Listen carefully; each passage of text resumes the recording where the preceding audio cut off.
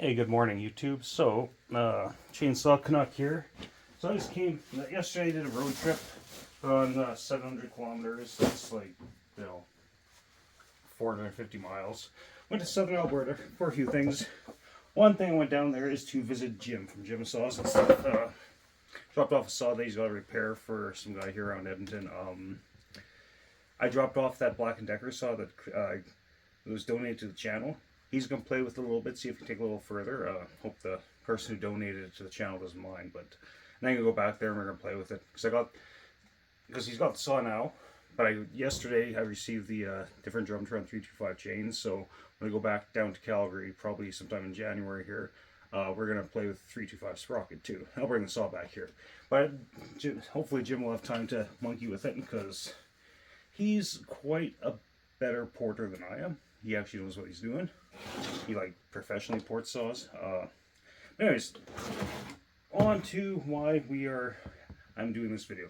So this is my homelite 54, which if you watch some video of running, people are saying, oh, the crank bearings are about to let loose. They probably are. So at the time when I put this back together, went on eBay and stuff, couldn't find parts. The piston I salvaged and was getting 150 psi. I was getting a lot of spit back, so I think the piston skirt's worn at the bottom, and on the compression cycle, if it cants a little bit, it'll allow spit back once the charge is pressurized. And it could be for other reasons. It could be a carb issue, it could be a muffler issue, who knows, but I don't think it's a muffler issue though, because it actually looked pretty clean inside. I think at one point this saw was straight gas, and that's why the piston's all messed up. But I put it back together. The flywheel side main bearing was rusted all to crap. I cleaned it up, but still, it is. When I have this apart again, I'll make a little short of that. But so I went down to see Jim, and the bearings on here, I can go to Motion Canada and get new bearings. Pistons, cylinders. Cylinder on here isn't bad. Had some transfer on it. That's about it. Surprisingly, so I went down to see Jim, and Jim had. I love the throttle system on these things. Suck ass. Anyways. Jim had a brand new 45 millimeter piston. So so I can rebuild this engine. But wait, there's more. What he also had was, this is a 45 millimeter setup. The 54 is the same as 340, but they also had the 47, which is the same as the 290, which is a 47cc saw. And 42 millimeter bore. And he had a brand new engine, complete, well, crank and everything's there. So this one's going to go into the saw. This one's going to get ported. Because when I had this one apart, there was a lot of room for improvement on these.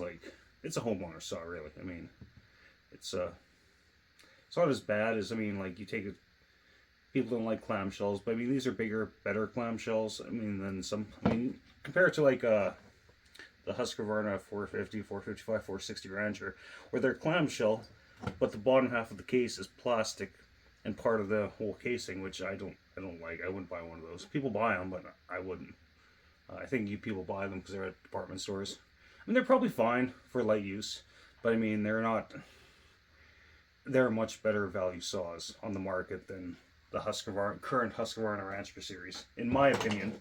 Everyone has their own opinion, and I have the right to mine. But yeah, anyways, so I'm going to port this guy up, and then get her in.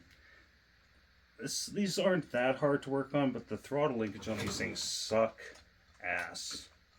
I'll do a short of that. It's just a all-around bad design. I don't know who thought this would be a good idea. Anyways, so yeah, I'll bring you guys back to the porting in a bit here. Take her easy.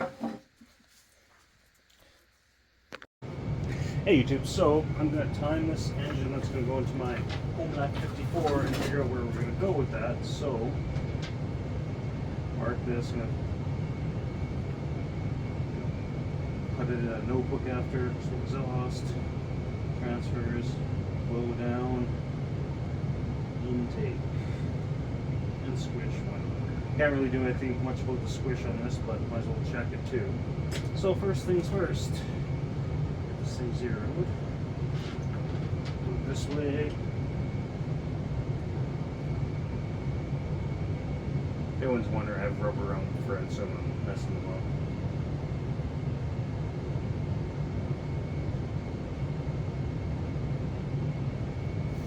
So, on the exhaust,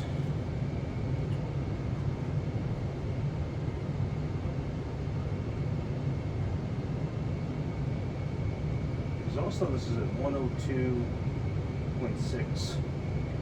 That's actually higher than I wanted, but can't really do much about that. Double check it though. 0. Doesn't matter, really, we're at 0, I guess.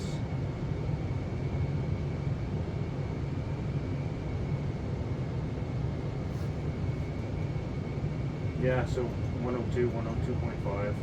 That's where the exhaust is. So that I'm not going to touch except for maybe widen it a bit. And for transfers,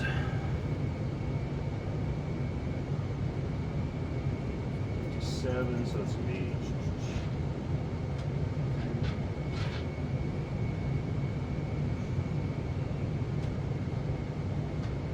transfers are at 122, which gives us, call it 19, 20-ish degrees blowdown, which I might shorten a little bit, because I'm not moving the exhaust, but now we gotta see where that silly intake is.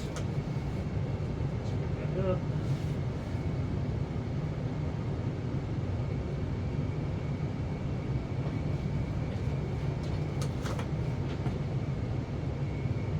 The intake is at 71.5 degrees before top dead center, which would give us 143 duration, which that we are going to increase.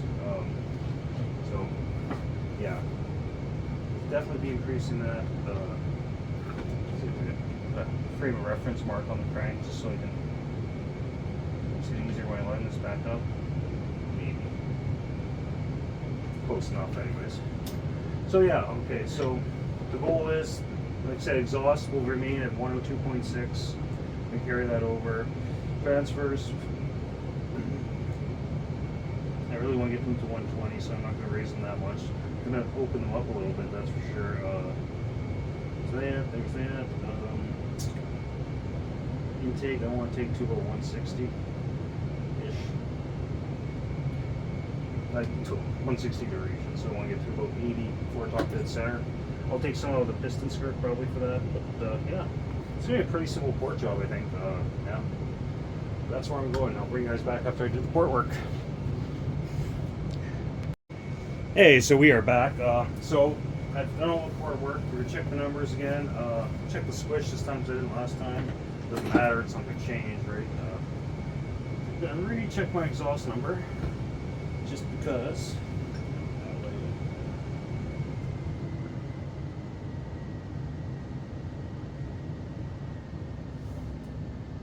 Yeah, so same number there. So we got the little transfers there. Transfers are at the open at the step 1.7. So that'd be 26.5.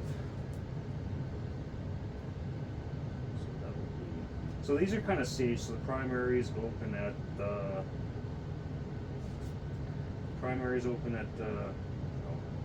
116.5. Which only gives 14 degrees below down, but that's fine. Yeah, we can work with that. It's only like I'm not gonna bring you guys in. It's just like about a 3/8 chunk is raised that high. And then the rest of the transfers open where they did before. The intake, that's the one I'm hoping worked out. 0.